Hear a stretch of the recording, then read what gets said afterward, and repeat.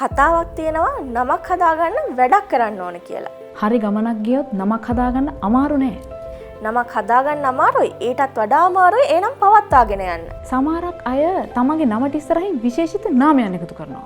වෛද්‍ය, ඉංජිනේරු, නීතිඥ වගේද? ඇත්තටම වෘත්තීය සුසුකමක් තියෙන අය එහෙම නාමයන් එකතු කරගත්තට කමක් නැහැ කියලායි මම නම් හිතන්නේ. ළඟදී අපේ ගමේ උත්සවයකට ආපු දේශපාලඥයෙක් නිවේදකයා හඳුන්වලා දුන්නේ ආචාර්ය කියලා. එහෙනම් අනිවාර්යෙන් ඉස්කෝලේක උගන්වනවා.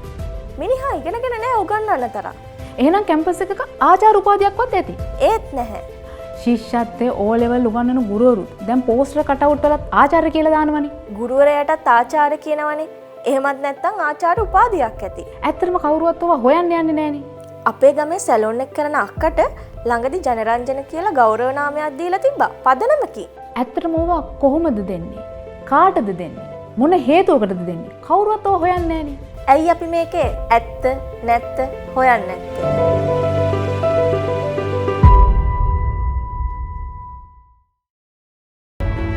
ශ්‍රී ලංකාවේ පිළිගත් සම්මාන ලබා දීමේ ක්‍රම දෙකකි. විශ්වවිද්‍යාලයක සනාතන සභාව විසින් නිර්දේශ කරනු ලැබ ඒ විශ්වවිද්‍යාලයේ පාලක සභාව විසින් අනුමත කරන ලද තැනැත්තන්ට සම්මාන උපාධි හෝ වෙනස් ශාස්ත්‍රීය විශිෂ්ටතා පිරිනැමීම සිදු කළ හැකිය.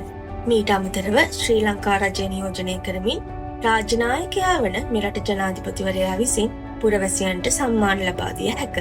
ශ්‍රී ලංකා අභිමාන සම්මානය ශ්‍රී ලංකා රජය විසින් මෙරට සිවිල් පුරවැසියෙකුට ලබා දෙන ඉහළම සම්මානය වන්නේය. මෙම ගෞරවාභිදානය සමකාලීනව දැරිය හැක්කේ ශ්‍රී ලාංකිකයන් 5 දෙනෙකුට පමණකි. පුද්ගලයෙකුගේ මරණයෙන් අනතුරුවද මෙම අභිදානය පිරිනැමිය හැකි. ආර්තර් සී clerk, ලස්ටන් කදිරගාමර්, A T. Ariyaratne, Lester James Peiris ඇතුළු කිහිප දෙනෙකුට මේ දක්වා ශ්‍රී ලංකා අභිමාන සම්මානය පිරිනමා ඇත. මෙරට අවසාන ශ්‍රී ලංකා අභිමාන සම්මානය හිමිවන්නේ 2017 වසරේදී W.D. අමරදේව ශූරීන්ටයි. ඒ වන විටත් එම කලාකරුවා ජීවතුන් අතර සිටියේ නැත. ශ්‍රී ලංකා රජය විසින් සිවිල් සම්මානයක් ලෙසින් පිරිනැමෙන දෙවන ඉහළතම ශ්‍රී ලාංකික ජාතික සම්මානය දේශමාන්‍ය වේ. මෙහිදී දේශමාන්‍ය සම්මාන 10ක් පිරිනැමුණු අතර එම සම්මාන අබ්බාස් අලි අක්බර් අලි මහතා, මහාචාර්ය කොල්වින් ගුණරත්න, ආචාර්ය දේවනේසන් නේසయ్యා, නන්දදාස රාජපක්ෂ යන මහතුරුන් වෙත පිරිනැමුණා. මහාචාර්ය කේ.එම්. ද සිල්වා මහතාටද මෙහිදී දේශමාන්‍ය සම්මානයක් පිරිනැමුණා. ලතා වල්පොල, මිනේක ප්‍රසන්න වික්‍රමසිංහ, මහාචාර්ය ප්‍රියානී සොයිසා, අමරදාස ගුණවර්ධන, තිස්ස දේවේන්ද්‍ර යන මහත්ම මහත්මීන්ද මෙහිදී දේශමාන්‍ය සම්මානයෙන් පිදුම් ලැබුවා.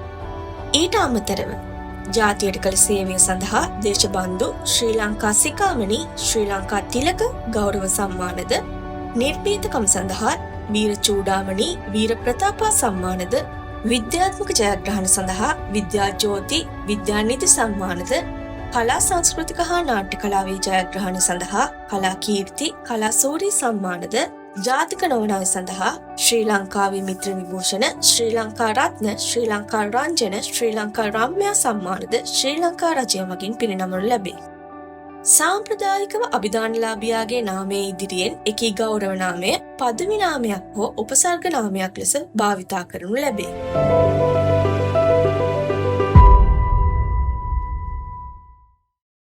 ජාතික සම්මාන හා ගෞරව නාමයන් භාවිත කරමින් විවිධ පුද්ගලයන් හා රාජ්‍ය නොවන සංවිධාන විසින් සම්මාන, සන්නස්පත් හා සහතික ලබා දීම සිදු කරනු ලබනවා. මෙවැනි අසංවිධිත සම්මාන ප්‍රදානයන් නතර කිරීම සඳහා නීතිය ක්‍රියාත්මක කළ හැකිද? ලංකාවේ ඔබ කිව්ව ආකාරයට ගෞරව නාම ලබා දීම සම්බන්ධයෙන් බලය තියෙන්නේ ජනාධිපතිවරයාට. කියන්නේ රජය විසින් මේ රාජ්‍ය තුල පුරවැසියෙක් හැටියට කටයුතු කරද්දී විශිෂ්ට සේවාවක් සිදු කරන ලද තැනැත්තන් වෙනුවෙන් තමන්ගේ ශාස්ත්‍රය කියන්නේ අපි හිතමු සංගීත ශාස්ත්‍රය කියලා, එහෙම නැත්නම් වෛද්‍ය ශාස්ත්‍රය කියලා, ඉංජිනේරු ශාස්ත්‍රය, මේ කුමන හෝ තමන්ගේ වෘත්තීය ශාස්ත්‍රය තුල තමන්ගේ ශාස්ත්‍රය තුල විශිෂ්ටත්වයට පත්වෙච්ච කෙනෙක්, ගෞරවයෙන් පිදිය යුතු කෙනෙක් කියලා හිතන තැනැත්තන්ට ජනාධිපතිවරයා විසින් රාජ්‍ය සම්මාන උළෙලකදී එයාට සම්මානයෙන් පිරිනැමීමට නීති අනුකූල අයිතියක් තියෙනවා. හැබැයි දැන් අපි දකින දෙයක් තමයි ඔය කිව්ව ආකාරයේ සම්මාන වලට පිටින් ගිහිල්ලා වෙනත් රාජ්‍ය නොවන සංවිධාන හෝ වෙනත් සංවිධාන විසින් මේ පුජ්‍යලෙන්ට සම්මාන දෙනවා. දැන් ඕක මුලින්ම පටන් ගත්තේ පන්සලේ. හාමුදුරුවරු නිකායවල් වලින් තමන්ගේ දායකයන්ට තමන්ගේ දායක කොට්ටාසේ ඉන්න විශිෂ්ට පුද්ගලයන්ට ඒගොල්ලෝ මේක දෙන්න පටන් ගත්තා. මුල් අවදීදී ඇත්තටම මන් දන්න විදිහට මේක සිද්ධ වුණේ බොහොම සද්භාවයෙන්. තමන්ගේ දායක ගොඩේ ඉන්නවා ව්‍යාපාරිකයෙක්. ඔහු හැම දේම ශාසනික ආගමික ශාසනික කටයුතු වලට සේවය කරනවා. එහෙම නැත්නම් තමන්ගේ දායක ගොඩේ ඉන්නවා වෛද්‍යවරයෙක්. ඔහු ආගමික ශාසනික දේවල් කරන ගමන් තමන්ගේ වෘත්තිය තුළ බොහොම ගෞරවාන්විත විදිහට වැඩ කරනවා නම් මේ නිකායෙන් මෙහෙම සම්මානයක් දෙන්න පටන් ගත්තා. හැබැයි එතන තිබ්බ විශේෂත්වය තමයි ඒ සඳහා සියලු දේ කරන්නේ ඒ අදාළ කණ්ඩායම. හාමුදුරු හෝ ඒ නිකාය තමයි කරන්නේ. හැබැයි මෑතකදී අපි දැක්ක දෙයක් තමයි මුදලට මේ සම්මාන ගන්නවා. කිසිම අධ්‍යාපන සුසුකමක් නැති. මේක බය නැතු කියනන කාරණාවක්. කිසිම අධ්‍යාපන සුසුකමක් නැති. සමාජයට වැඩක් නොකරපු. දේශපාලනය විතරක් කරගන්න. තමන්ගේ නම ඉස්සරහින් මේ අර අපි කියන්නේ හීනමානයේ තියෙන මිනිස්සු. තමන්ගේ නම විතරක් කියන්න බැරි හීනමානකාරයෝ සල්ලි වලට මේ සම්මාන ගන්න පටන් ගත්තා. ඒකෙන් තමයි දැන් මේකට ප්‍රශ්නයක් ඇති වෙලා තියෙන්නේ. හැබැයි ලංකාවේ සම්මාන දෙන්න පුළුවන් ජනාධිපතිවරයාට කියලා නීතියක් තිබ්බට වෙන කෙනෙකුට එහෙම සම්මාන දිය නොහැකි කියලා නීතියක් නැහැ. එහෙම නැත්නම් මේ නීතිය තියෙන්න ඕන මේ වගේ සම්මාන පිරිනැමීමක් කරන්න පුළුවන් ජනාධිපතිවරයාට විතරයි. එසේ නොවන වෙනත් වෙනත් එක්කනොත් මෙන්න මේ කියන ආකාරයේ දඬුවම් තියෙනවා කියලා.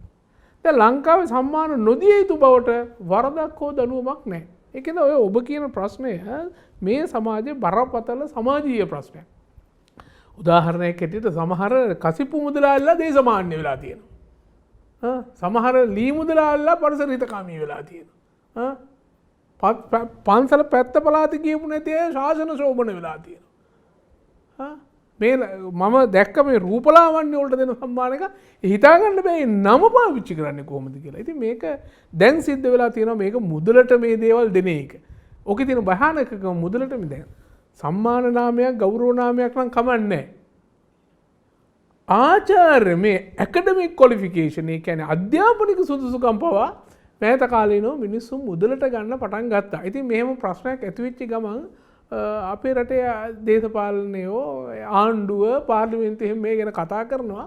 ටික දවසක් ඇද්දි ඒක අතහැරලා දානවා. ඉතින් ඔය ටික දවසක් ඇද්දි අතහැරලා දාන හේතුව නිසා මෙවැනි තැනත්තන්ට වෙරෙහිව නීතිය ක්‍රියාත්මක කරන්න විදියක් නැති තත්වයට අපිපත් වෙලා තියෙනවා. දැන් ගෞරව සම්මාන ගෞරව උපාධි යම් පැවිදි නිකායකට හෝ අනුනිකායකට ලබා දෙන්න පුළුවන්ද? ඒ ගිහි පැවිදි දෙපාර්ශ්වයටම අදාළද නීත්‍යානුකූලද? මම දැන් කිව්වේ දැන් නීතියේ තියෙන මේ කාරණා ජනාධිපතිවරයාට විතරක් දෙන්න පුළුවන්.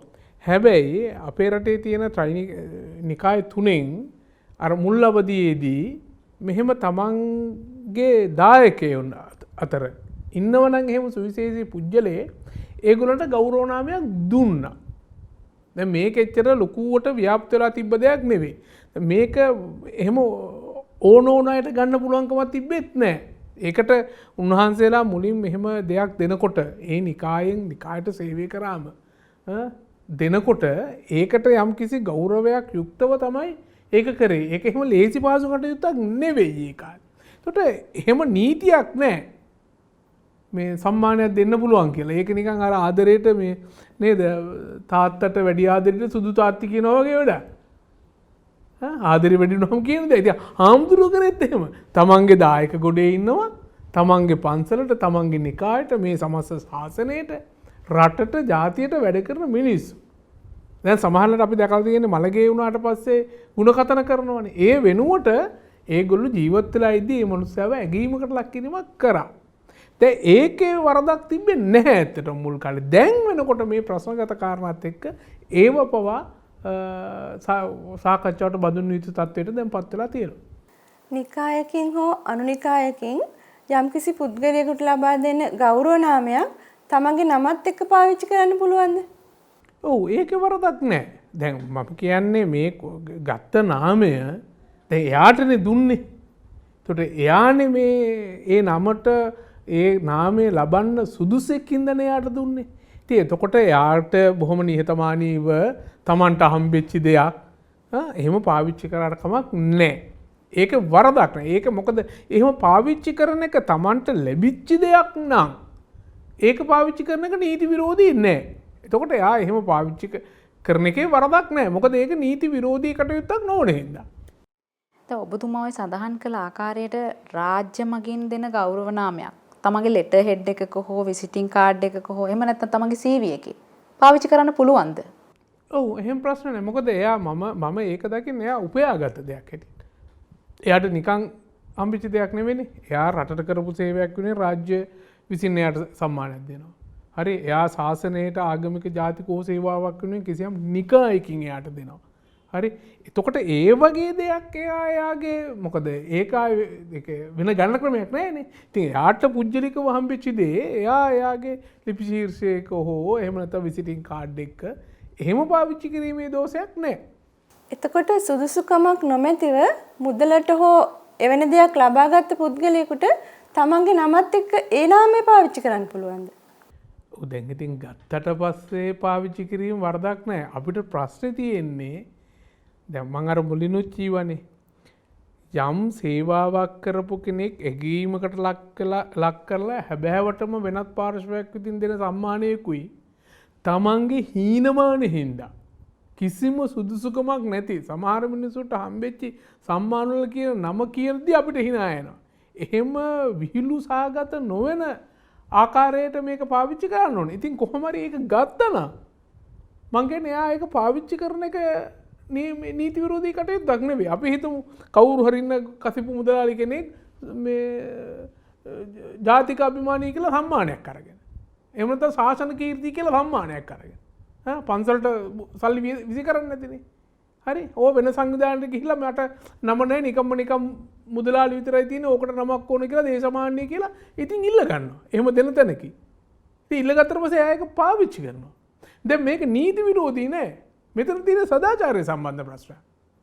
මේ වගේ ප්‍රශ්න උඩට ආව හැම වෙලාවකම මම දැකලා තියෙන්නේ පාර්ලිමේන්තුවේ මේක ගැන කතා වෙනවා.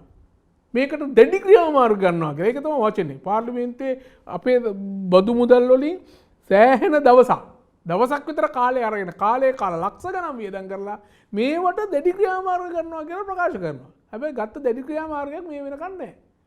ඒකට හේතුව ඉතින් මම දකින්නේ සමහර පාර්ලිමේන්තුවේ ඉන්නේ ඔය වගේ හොරට සම්මාන ගත්ත ඇයෝ. ඒගොල්ලෝ කැමති වෙන එක නෑ මම හිතන්නේ. මොකද මේ වැඩේ යෝජනාව සම්මත වුණොත් තමන්ගේ පටින් රෝල්. ඒක හින්දා ඒගොල්ලෝ මට හිතෙන්නේ එහෙම දෙයක්. ඒගොල්ලෝ කවදාකවත් එහෙම නීතියක් මේ ලංකාවේ සම්මත කරගන්නේ නැහැ. ජනාධිපතිවරයා විසින් පිරිනමන ඉහළම සම්මාන ද්විත්වයක් තමයි ශ්‍රී ලංකා අභිමාන සහ දේශමාන්‍ය. මෙවැනි නම්ද භාවිතා කරමින් මිනිස්සු මෙවන් අවභාවිතා කරන අවස්ථාවන් තියෙනවා. මේවා කරන්න පුළුවන්ද ලංකාවේ නීතියට අනුව? හරි. දැන් ශ්‍රී ලංකා අභිමානී හා දේශමාන්‍ය කියන සම්මානයන් ජනාධිපතිවරයා විසින් පිරිනැමිය යුතුයි කියලා නීතියක් තියෙනවා. හැබැයි තියෙන ප්‍රශ්නේ මොකද්ද? මේ නීතිය අවභාවිතා කරමින් වෙන කෙනෙක් මෙහෙම සම්මානයක් තව කෙනෙකුට පිරිනැමුවොත් ගන්න ඕන ක්‍රියාමාර්ගය මොකක්ද කියලා නීතියේ නෑ. ඒතර ලංකාවේ නීති අඩුවක් තියෙනවා. දැන් කවුරු හරි ගත්තට පස්සේ එහෙම පාවිච්චි කරන කෙනාට විරුද්ධව ගන්න ක්‍රියාමාර්ගයකුත් නැහැනේ. ඉතින් අනිත් මිනිස්සු කරලා තියෙන්නේ මොකද්ද? ව්‍යාජව මුදලට මේ සම්මාන පිරිනමන්න දන්නේ. ඒක වෙන කාටවත් නෙවෙයි. ඇත්ත කතාව. මටත් කතා කරලා තියෙනවා පුජ්‍යලිකව සංවිධානයකින් ඔබතුමා මේ නීති ශාස්ත්‍රයට කරන දේ හින්දා මේ අපි ඔබතුමාට සම්මානයක් දෙන්න. පහසුකම් ගාස්තු 75000ක් ගෙවන්න ඕන. දෙයියෝ සාකේ මට තිබ්බ ප්‍රශ්නේ මම මේ රටට වැඩක් කරලා තියෙනවා නම් මම මේ රටට සේවයක් කරලා තියෙනවා නම් දැන් පහසුකම් ගාස්තු ගෙවන්නේ මොකටද බං? නේ මහභාගයකට ලක් කරන්න හතරවිල් ලැජ්ජාවයි යකඩු මම පහසුකම් ගාස්තු ගෙවන්නේ කොහොමද? ඒකෙන් පැහැදිලි ජනාධිපතිවරයා විසින් නොදෙන අනිකුත් සියලුම සම්මාන නාම හම්බෙන්නේ සල්ලි වලට. හරි ඒ කියන්නේ Tamanට සල්ලි තියෙනවා නම් Tamanට නමටක් ගහගන්න ඕන වචන ටික කිව්වහම ඒගොල්ලෝ සම්මාන දෙනවා. මේක අවභාවිතාව කියනවා. පැහැදිලිවම මේක හීනමානකාරයන්ගේ කාර්යයක්. Tamanට තත්ත්වයක් නැහැ. අධ්‍යාපන සුසුකමක් නැහැ. දැනුමක් නැහැ. කවුරු හරි හාමුදුරු නමක් හරි මම මේ කියන්නේ නිකාය හෝ අනිකාය ගැන නෙවෙයි. වෙන පන්සලක ඉන්න කවුරු හරි හාමුදුරු නමක් අල්ලගෙන බිස්නස් එකක් හැටියට කරන වැඩක් තමයි මේක. ඉතින් ඒක නීතියක් නෑ මං කියන්නේ ඒක සදාචාර විරෝධී සමාජය විසින් එය පිළිකුලට හා සමච්චලයට ලක් කළ යුතුයි. ඒක සමාජයේම දැනගන්න ඕනේ. මේ නැති සම්මානයක් මේ අරන් තියෙන්නේ. මෙයාකට මෙහෙම සම්මානයක් හම්බෙන්නේ ඉඩක් නැහැ කියලා තියෙනවා. සමාජයට තේරෙනවානේ. එතකොට එහෙම මිනිස්සුන්ට මොකක් හරි ඉතින් ක්‍රමවේදයක් පාවිච්චි කරලා ඒ මිනිස්සුන්ට පිළිකුල් සහගතව බැහැර කරන එක තමයි මේ සමාජයට කරන්න තියෙන්නේ. ඉතින් රටේ පාලකයෝ මේකට විරුද්ධව නීතියක් හදන්නෙත් නැත්තම්. හරි හැමදාම මොන හරි ප්‍රශ්නයක් ඇති වුනහමනේ දැඩි ක්‍රියාමාර්ග ගන්නවා කියලා කියනවා මිසක් ඉතින් ඒක කිසි දෙයක දැඩියක් නැහැ. ඒ වෙලාවට සමාජය තමයි මේ වක්කීම දරලා ඒගොල්ලන්ව පිළිකුල් කරන්න ඕන. වෙන නීතිමය ප්‍රතිපාදනයක් මේකට නැහැ තවම. ඔබතුමා කියන ආකාරයට මේ ගෞරව නාම අවභාවිතාවට ලක් වෙලා තියෙනවනේ. දැන් මේ ආකාරයට ආචාර උපාධිය එහෙම නැත්නම් ගෞරව උපාධියක් උනත් අවභාවිතයට ලක් වෙලා වෙනත් ආයතන වලින් ලබා දෙන එකත් මේ වර්තමාන සමාජයේ සිදු වෙනවා. මේ සම්බන්ධව ගන්න පුළුවන් ක්‍රියාමාර්ග මොනවාද? ආචාර උපාධියක් ගන්න නම් කෙනෙක් සාමාන්‍ය දේ තමා කෙනෙක්ගේ නම ඉස්සරහා ආචාර්ය කියන වචනේ පාවිච්චි කරනවා නම් ඔහු විශ්වවිද්‍යාලයක ප්‍රථම උපාධියක් කරලා ඒකට ප්‍රති උපාධියක් දෙවනි උපාධියක් කරලා නිබන්ධනය සම්පාදනය කරලා කිසියම් විශේෂ ක්ෂේත්‍රයක ඒක විශ්වවිද්‍යාලයේ විසින් ඒ ගැන විමර්ශනය කරලා විමසීමට ලක් කරලා තමයි ඒ උපාධිය දෙන්න ඕන විශ්වවිද්‍යාලය විසින්. ඊට අමතරව තව ක්‍රමයක් තමයි විශ්වවිද්‍යාලයකට පුළුවන් සනාතන සභාවට අපේ රටේ විශිෂ්ට සේවයක් කරපු අය කෙනෙක් වෙනුවෙන් ඒගොල්ලන්ගේ වාර්ෂික උපාධි ප්‍රදාන උත්සවයේදී සම්මානාචාර්ය උපාධියක් ඒ විශ්වවිද්‍යාලයට පිරිනමන්න පුළුවන්. උදාහරණයක් හැටියට ලංකාවේ කලා ශාස්ත්‍රයට සම්බන්ධ අයට මෙහෙම දීලා තියෙනවා උපාධි. එක සීමිත ගණනක් එකක් හෝ දෙකක් හැම උපාධි ප්‍රදාන උත්සවයකම වාර්ෂිකව එම ඇගයීමකට ලක් කරනවා. ඒවා සම්මානයක් හැටියට තමයි ඒගොල්ලන්ට දෙන්නේ. ඒතර ආචාර්ය උපාධියක ඒක දෙන්නත් අනිවාර්යයෙන් තමන්ගේ ක්ෂේත්‍රයේ විශිෂ්ටත්වයට පත් වුණා කියලා විශ්වවිද්‍යාල සනාතන සභාව ඒක ඇගීමට ලක් කරලා තියෙනවා.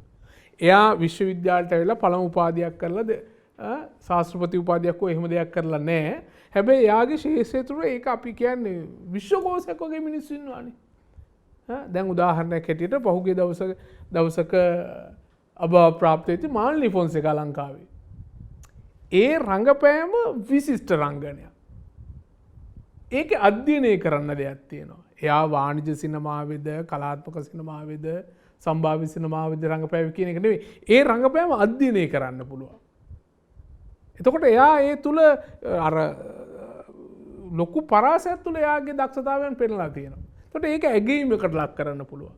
එහෙම ඇගීමකට ලක් කරලා එයාට සම්මානයක් දෙන්න පුළුවන්. එයාට ආචාර්ය උපදෙස් දෙන්න පුළුවන්.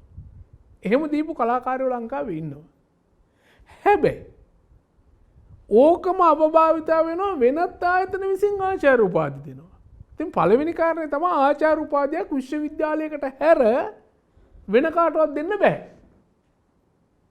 ඉතින් අපි ඕක ගැන කතා කරද්දී ඕකේ භයානකකම මොකක්ද දන්නවද? දේශපාලනයට සම්බන්ධ මිනිසුන්ට ආචාර්ය උපාධි දුන්නා විශ්වවිද්‍යාලවල. ඒගොල්ලන්ට ඒ ආචාර්ය උපාධි දුන්නෙත් මේ විශ්වවිද්‍යාලේ. මොකේද මොනෝ කරාටද මේ රටට? මෙන්න මේක බරපතල කාරණාව. මං කීවේ කල්ලු තමන්ට නැති සුදුසුකමක් පාවිච්චි කරන්නෙම හීනමානකාරී. මේ මිනිස්සු සල්ලි බලෙන් දේශපාලනයට ඇවිල්ලා තියෙනවා. තේරෙන භාෂාවෙන් කියනවා නම් වෙන නැහැ. එහෙම නැති වුණාම තමන්ගේ දේශපාලන ආයය පාවිච්චි කරලා විශ්වවිද්‍යාලයට බලපෑම් කරලා එම ආචාර්ය උපාධි ගත්තා ඉන්නවා. එතකොට සමහරු තමන්ගේ විශේෂ ක්ෂේත්‍රයේ එහෙම දේවල් ඉගෙන ගන්න නැහැ. දන්නෙත් නැහැ. ගත්ත මිනිස්සු තමන්ගේ නොහැකියාව හෝ හීනමානය කියන්නේ බොහොම උජාරුවට කියන්නේ මට කැම්පස් එකේ උපාධියක් දුන්නා. දැන් ඔවුන්ට හම්බෙලා තියෙනවනේ කොහෙන් හරි. නැතිම අයත් ආචාර්ය කියලා පාවිච්චි කළ ජර්මරයක් වුණානේ මේ රටේ. හරි. ඒක භයානක සිද්ධියක්. ඇත්තෙත් නැහැ.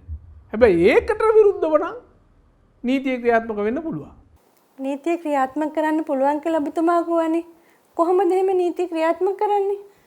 දැන් මම කියන්නේ කිසියම් ආයතනයකින් සල්ලි ගෙවලා හරි ආචාර්ය උපාධියක් තියෙනවා නම් දැන් තියෙනවනේ කඩදාසි කොලයක්. දැන් ඔබතුමා කියන ආකාරයට මොකක් හරි ආයතනයකින් යම් කඩදාසියක් දීලා තියෙනවනේ. මේක පිළිගත් ආයතනයක්ද නැද්ද කියලා ඔබතුමා හරියටම කියන්නේ කොහොමද? දැන් ඔතන තමයි තියෙන ප්‍රශ්නේ. විශ්වවිද්‍යාලයකින් හෝ වෙනත් පිළිගත්තේ නැති හෝ හොර ආයතනයකි. හරි මුදලට හරි වෙන මොකක් හරි ප්‍රතිලාභයකට ආචාර්ය උපාධියක් පිරිනවල තියෙනවා නම් කාට හරි ඒක පාවිච්චි කිරීම සම්බන්ධව කරන්න දෙයක් නැහැ. මම කියන්නේ ඒක තමයි. එහෙම දෙන්න බෑ. අපි එතන ඉන්නවා විශ්වවිද්‍යාලයට ඇරෙන්න වෙන කාටවත් එහෙම දෙන්න බෑ. හැබැයි දෙන්න බැරි ආයතන වලට එරෙහිව ගන්න ක්‍රියාමාර්ගයක් නැහැ. හේතුව එහෙම නීතියක් නැහැ. හැබැයි ආචාර්ය අසෝ කරන්න ඕන. එහෙම පෙන්වන්න කොලයක් නැහැනේ. මේ සමාජය ඇඳුවා. එයාට විරුද්ධව නීතිය ක්‍රියාත්මක කරන්න පුළුවන්. ඒ තමා අන්‍යයෙකු ලෙස පෙනී සිටීම. එයාට විරුද්ධව අපරාධ නඩුවක් ගොනු කරන්න පුළුවන්. කවුරු හරි කෙනෙක් ඉන්නවා නම් එයා ආචාර්ය අශෝක රන්වල කියනවත් එක්කම මේ ආචාර්යකම මම හිතුවා ඇත්ත එකක් වෙන්න ඇති කියලා. මම රැවටුණා යාට. ආන් එහෙම කෙනෙකුට කියලා පොලිසියට පැමිණිලා දාන්න පුළුවන් ආචාර්ය අශෝක රන්වල කියලා නම භාවිතා කිරීමට විරුද්ධව. මොකද එයා අන්‍යයෙකු විදිහට පෙනී ඉඳලා තියෙනවා මේ සමාජයේ. එයාට නැති සුදුසුකම. හැබැයි ඒ අර්ථයෙන් ගත්තහම ආචාර්ය මර්වින් සිල්ලටයි ආචාර්ය කෙහෙලි රඹුක් කැල්ලටයි අපිට එහෙම දෙයක් කරන්න බෑ. හේතුව මොකද්ද? ඒ දෙන්නට පෙන්වන්න කඩදාසි දෙකක් තියෙනවා. හොරට හරි ගත්ත, සල්ලි වලට හරි ගත්ත, බය කරලා හරි ගත්ත කඩදාසි කොලයක් තියෙනවා. වෛද්‍ය, ඉංජිනේරු, නීතිඥ, මහාචාර්ය වගේ වෘත්තීය සුදුසුකම් නමත් සමග භාවිතා කිරීම සම්බන්ධයෙන් ඔබතුමාගේ අදහස කුමක්ද? දැන් උතරේ මහාචාර්ය කියන කැලල නම් ගන්න බෑ. වෛද්‍ය කියන්නේ වෘත්තිය. ඉංජිනේරු කියන්නේ වෘත්තිය.